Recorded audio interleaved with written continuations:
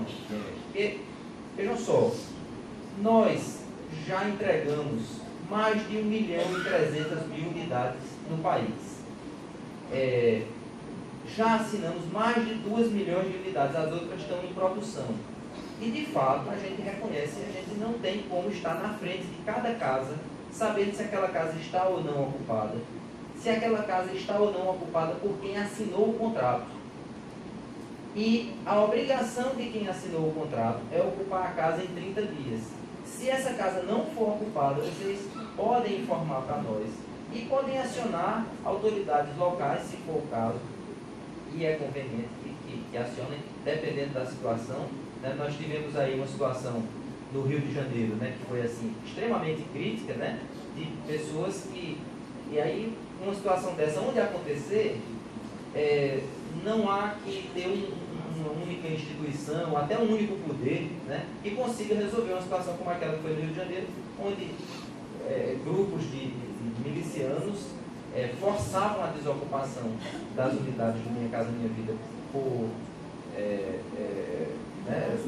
por meio da força, e colocavam outros ocupantes lá, remunerando eles próprios. Né? Então, se houver qualquer situação semelhante, assim, a gente precisa da denúncia, a gente mover as ações que a gente precisa mover, precisa da ajuda de quem está aqui no local, né? De quem está ali vivendo. E aí, respondendo a uma outra pergunta, há possibilidade de quem, sei lá, escapuliu o cadastro agora, e é possível ocupar uma casa como essa? É possível, sim, porque na hora que a gente desocupar uma casa, a gente vai para o critério que o Coronel Cássio citou aqui, porque quando ocorre o sorteio, nós produzimos uma hierarquização.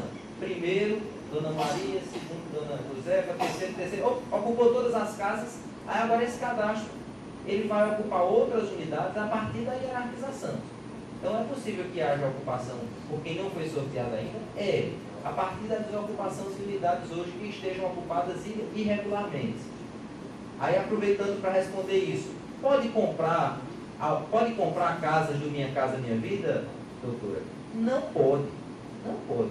As casas do Minha Casa Minha Vida, elas têm um período de ocupação. Isso, o ocupante, ele ainda não é proprietário, ele é um arrendatário. Ele paga essa unidade por 120 meses, ou ocupa por 120 meses, porque o governo do Estado foi ao governo federal à época, né, e compartilhou com o governo federal um entendimento de que quem era afetado pela enchente não deveria pagar prestação, dado que ele tinha uma casa antes e não pagava prestação. E o governo federal acolheu esse argumento, e quem é da Operação Reconstrução não paga prestação, né? Mas tem um período de ocupação da unidade, né? E não pode ter 2 unidades, 3 unidades e alugar, né? Aquele ocupante que está alugando a unidade é considerado pelo programa como um invasor, né? A casa não pode ser ocupada por ele, e se assim nós identificarmos, nós entramos com um processo de reintegração de posse, desocupamos a unidade e ocupamos com um integrante que faça parte, que esteja contemplado pelas diretrizes do programa. Outra coisa importante que se diga é a questão da alteração do imóvel. O solo urbano, se eu disser alguma besteira, me corrija, viu, doutora? Porque eu não sou advogado. Mas o solo urbano, ele é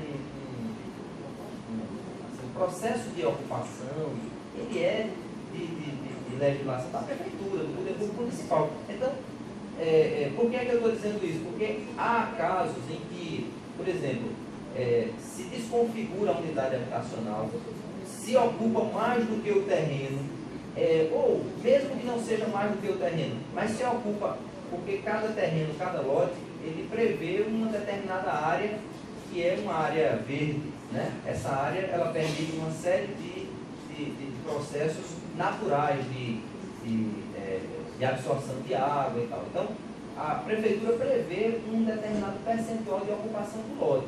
Se esse lote for ocupado por mais do que essa ocupação prevista, essa ocupação está irregular.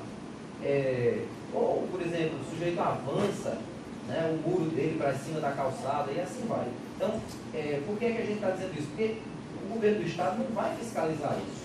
né? A Caixa também não. Então vocês que são vizinhos, né, moradores ali, ocupantes, ok, foi não? Ah, desculpa. Então, vocês que estão ali ocupando é que precisam, assim, cada um, sei lá, respeitar o direito dos outros e respeitar a legislação municipal. E se houver necessidade, fazer uma denúncia, né, ao poder público municipal. Foi não? Eu já sou morador aqui do bairro já. E a pergunta é, o senhor falou que não pode vender, não pode alugar. Só que eu pessoalmente procurei a Caixa Econômica, a pessoa Cristina Cabral e a pessoa Cristina Lins, e solicitei o contrato da casa. E ela até perguntou, ficou espantada porque ela disse: você não tem o contrato da casa não? Eu disse: não.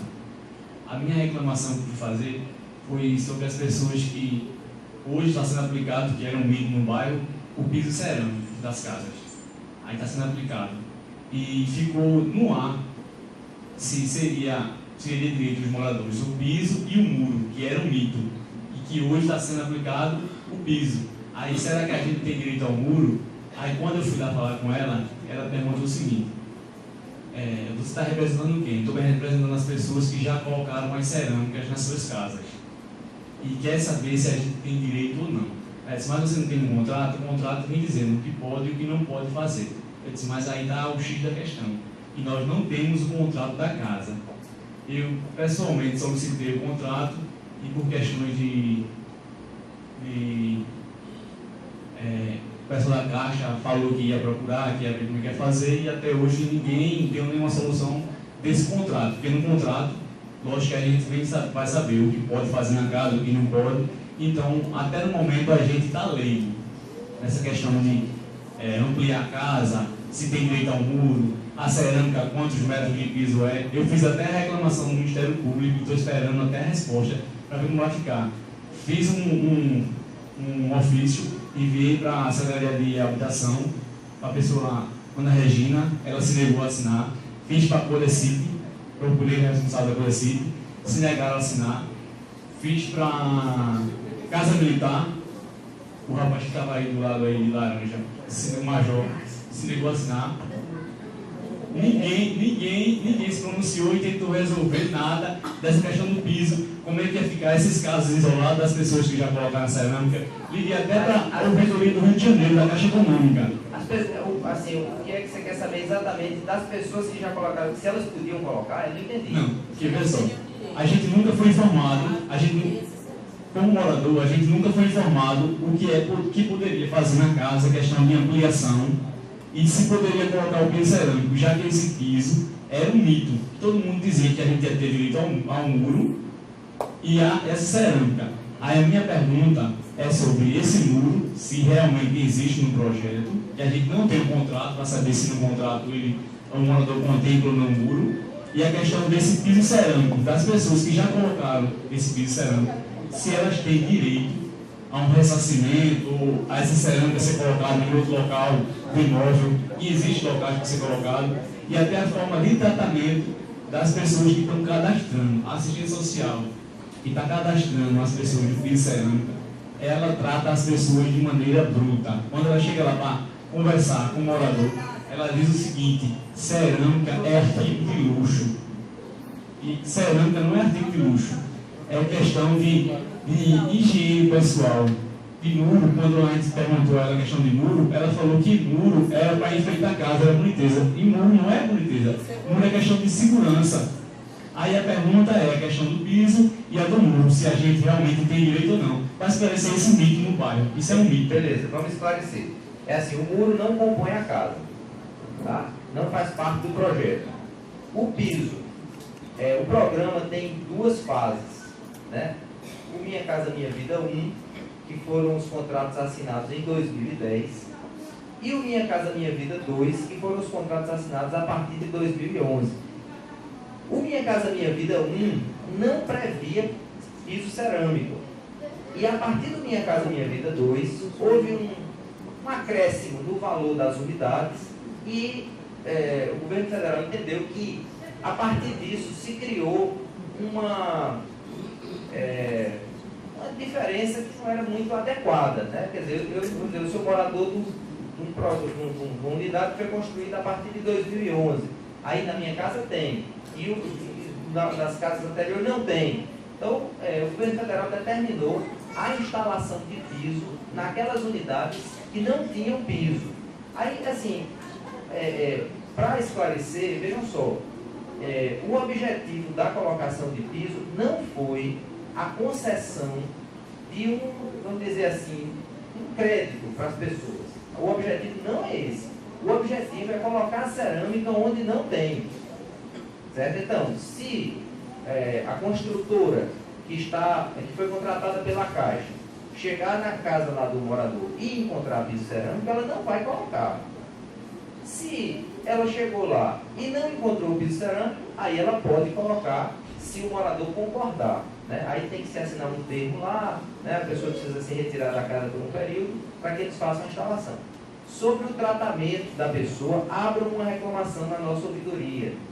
Tá? Assim, veja só, ninguém merece ser destratado absolutamente. Tá? Absolutamente. A gente não compartilha, não compactua com esse tipo de abordagem, absolutamente. Então, se alguém aqui se sentir destratado por alguém, por mim inclusive, tá? Podem abrir uma ouvidoria na Caixa, porque a gente não compactua com isso, não tem esse objetivo. O muro não faz parte do projeto da casa. Não faz parte. É questão do contrato. O proprietário tem direito ao contrato. Não, veja só, todo proprietário tem direito ao contrato. Se porventura alguém não recebeu, provavelmente. Ninguém recebeu do bairro. Isso, o que é que aconteceu? As construtoras são responsáveis pelo registro da unidade imobiliária. Elas são responsáveis pelo registro do habite e do contrato, para que vocês tenham lá, né, para que cada arrendatário, cada beneficiário tenha a escritura da sua casa. Né? O que aconteceu é que, como todos esses terrenos, né, ou a maior parte deles, aí em torno de 90% desses terrenos da Operação Reconstrução, inclusive o Jardim de Palmares, como eles foram desapropriados, essa desapropriação ela não é imediata. Inclusive nós continuamos, né, Coronel? Continuamos aí fazendo acompanhamento lá no monitoramento, o governo do Estado continua lutando lá com os antigos proprietários e entra com emissão de posse. Então, não se obteve o registro dos contratos em vários empreendimentos ainda. Assim, me desculpe, como são 54 empreendimentos contratados, eu não me lembro como é que está exatamente a situação daqui. Mas é um direito de todo mundo ter o seu contrato. E assim, algum esclarecimento que você necessita, a gente pode ir lá, inclusive formalmente. Tá? Tem uma data prevista para essa operação chegar? Veja, é isso que eu estou te dizendo. Eu não me recordo exatamente da situação dos 4 empreendimentos daqui. Como é que está, se está. Mas assim, a gente pode levantar, eu deixo essa informação lá com a agência, falo com Cristina, tá? O que ele quer dizer, no teu linguajar, é que, como foi uma desapropriação, isso é um processo, inclusive, também judicial. Pode-se questionar preço, se demorar e não concluir. Como a urgência das casas eram grandes, então o projeto foi implantado. E esse processo ainda pode estar andando. Por conta disso, não há ainda a formatação de um contrato para ser entregue. Pode ser que seja essa a situação. Pode ser que não. Para isso, ele vai trazer. Talvez alguém aqui que mora na quilombo 1, 2 ou 3 tenha um contrato já da casa? O extrato, né? Mas o contrato mesmo, não. Então, é uma situação que, porventura, não é uma irregularidade. Não é. Certo, por conta deve estar essa mesma situação. Tirou-se o terreno de alguém, tem que se pagar um preço, presta atenção, pagar um preço e o dono pode não aceitar. E aí está se questionando. Pode ser isso, para depois passar esse monte para um registro no cartório próprio, para depois passar para cada um de vocês.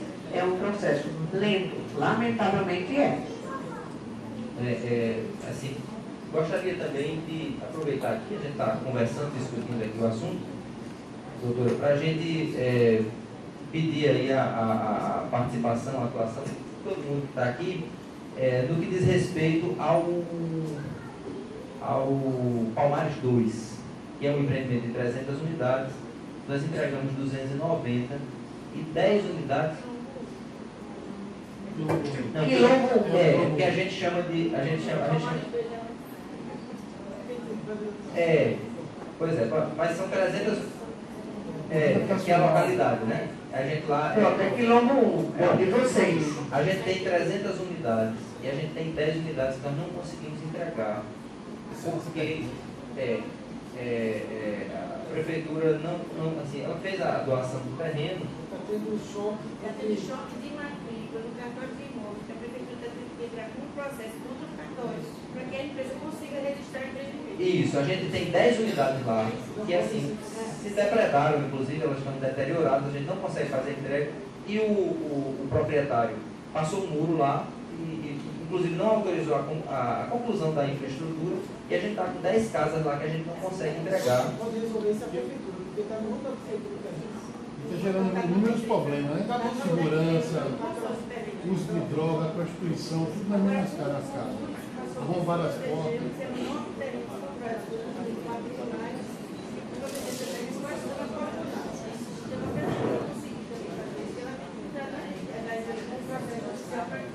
O que ela está dizendo é, veja só que coisinha pequena que se torna grande.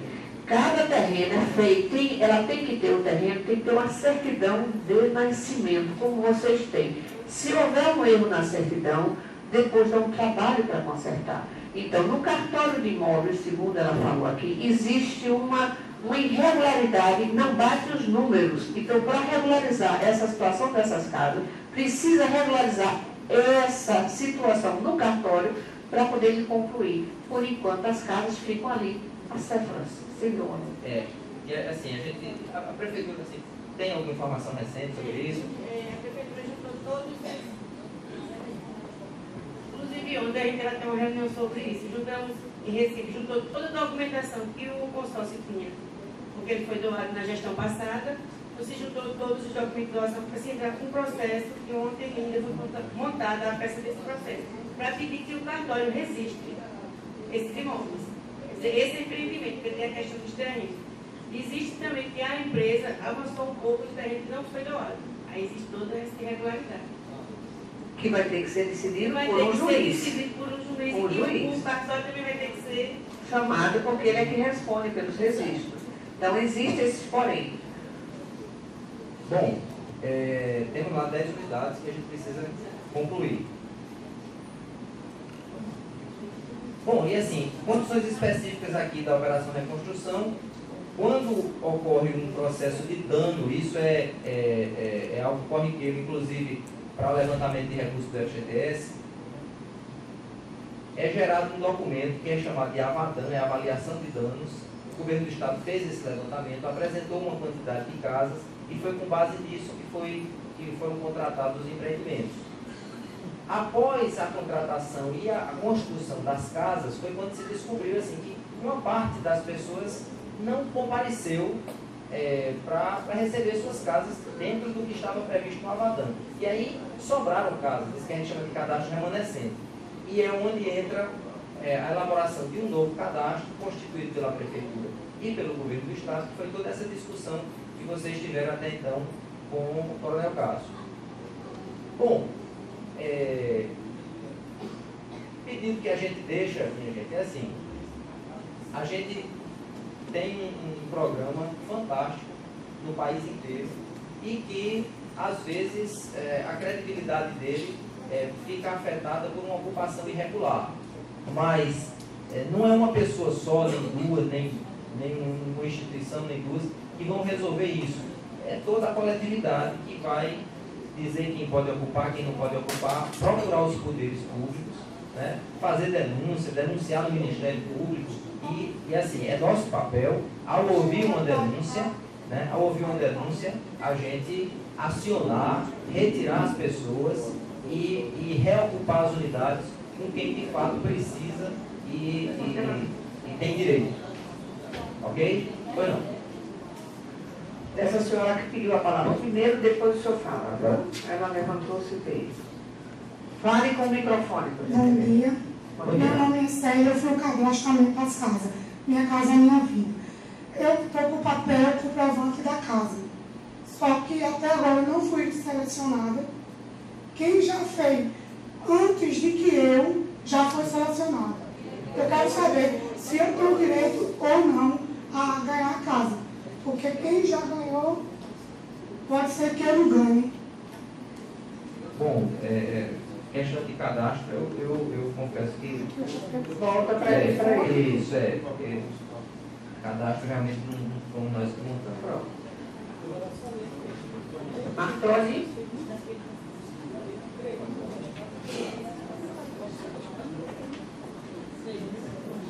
Antes da próxima pergunta, bom dia a todos e todas. Meu nome é Bento, eu sou gerente da habitação, eu cuido da parte da engenharia.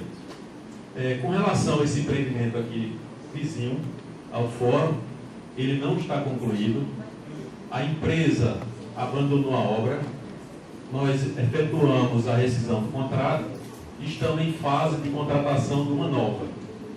A empresa já está levantando os danos que precisa ser corrigido, que foi agravado pela recente ocupação. Invasão, né? famoso sábado. Mas a empresa retomou os trabalhos, ele já me ligou, disse que hoje está dando continuidade nesse levantamento e conversando com o Martoni, porque a contratação na Se Caixa... vocês conversam entre si, vocês vão sair daqui com mais dúvidas. A contratação na Caixa ela acontece de duas formas. Uma, a partir do diagnóstico técnico, da parte de engenharia, e o outro da parte de negócio, que Martoni faz todo esse acompanhamento. Então, da parte técnica, a gente tem que refazer boa parte dos trabalhos. A gente calcula, doutora, que em torno de 90 dias a gente finalize a parte de discussão orçamentária com a nova empresa. Com relação a esse lote aqui, Isso, a essas unidades que estão aqui, vizinhança do fórum. Essas casas, elas não são ainda casas, elas são projetos. E não podem ser invadidos. Quem invadir sai do cadastro e quem não tem cadastro não entra. Eu aproveitei na chegada, visitei algumas unidades e vi que elas foram destruídas por dentro. Né? Lamentavelmente. Vamos ter que refazer o trabalho novamente de levantamento de informações para que a construtora que esteja se candidatando possa apresentar uma nova proposta financeira. Corrigir forro, portas, enfim, tudo instalações, tanto sanitários quanto elétricas, também vi muitos fios puxados, enfim. A gente vai ter que refazer esse trabalho. Isso vai alongar mais ainda essa nossa parte. O que ele está falando aqui é algo simples. Vocês, quer dizer, vocês de uma forma geral, estou falando todos, não os que estão aqui. Mas a coletividade também pode atrapalhar bastante o próprio processo de andamento, que já é lento. No que invadiram ali, subiram, destruíram, atrasa o trabalho daqui, porque a avaliação que foi feita já não é real. Vai ter que fazer uma nova, vai ter mais tempo. Então, tem que se trabalhar em conjunto. E não é destruindo que a gente consegue ser ouvido. Aí a gente, desculpa, deixa ele a gente vai estar fechando aqui um prazo com a superintendência para que a gente consiga, em mais tardar 120 dias, a gente contratar com a empresa para que a gente retome o processo construtivo e possa, num espaço curto, porque falta de obra é pouca, a gente possa concluir e entregar as unidades à comunidade. Vamos fazer um sorteio para eles. Diga você o que quer. Ah, sim, ele estava na ordem. Deixa só que tem uma pergunta para o senhor. Boa tarde, meu nome é Ramani, eu faço parte aqui da Ambadara, Associação do Bairro, de João Cássio Rodrigues Alves, né? Quero cumprimentar a mesa, as autoridades civis e militares, agradecer em nome da comunidade, tá? Pelo empenho, pela demonstração de interesse com os problemas que assolam essa comunidade, esse bairro. Tá? Aí gostaria de falar para o senhor Martoni Sobral, saber, porque a gente está falando muito do que falta. Agora eu quero falar do que já foi feito e que está, pelo uso, sendo já danificado, pelo próprio uso, né, do espaço. Então, nós sabemos que o saneamento em algumas ruas desse bairro, eu queria saber qual o comprometimento e quem vai dar prosseguimento à manutenção desses usos, o saneamento. Tem ruas, já bastante ruas, que o saneamento já, a encanação entupida, as pessoas desentopem, desobstruindo, e aí os detritos saem pelas ruas e não chegam lá no tratamento, que também lá no maquinário já quebrou. E nós gostaríamos de saber se novas quebras ocorrerem, quem será o responsável pelos consertos. Erosão, né? Lá do outro lado, onde fica a barreira, onde fica, inclusive, uma fonte maravilhosa de água, uma água que se diz até uma água muito boa e até mineral, que poderia ser até aproveitada para o uso da comunidade. Aí está havendo a erosão ali, que é uma barreira muito alta, não foi feito aquela calha de proteção para que essa erosão não ocorresse, foi feito só um pedaço, o resto, mais da metade da estrada não foi feito a calha de proteção, e a erosão tem uma erosão, inclusive, que já cabe um carro dentro e vai aumentando cada vez mais. Esse inverno agora é preocupante, ela vai causar um dano bem considerável, né? A gente quer saber os calçamentos das ruas, que já, inclusive, ônibus já estão atolando nos calçamentos novos, né? Já tem áreas que ônibus já atolaram. A gente quer saber quando é que vai ser feito, quem vai fazer esses na escola pública, né, que a gente gostaria que fosse feito um calçamento que nunca foi feito ali na frente da escola pública, que é de fundamental importância, porque estuda ali jovens e crianças, né? A gente quer saber também a questão se fosse possível dar uma prioridade na colocação da cerâmica na escola, porque crianças ali é uma questão de saúde pública, e o piso da escola é de cimento. A gente gostaria que fosse priorizado para que essa cerâmica fosse colocada o mais rápido possível. A gente gostaria de saber também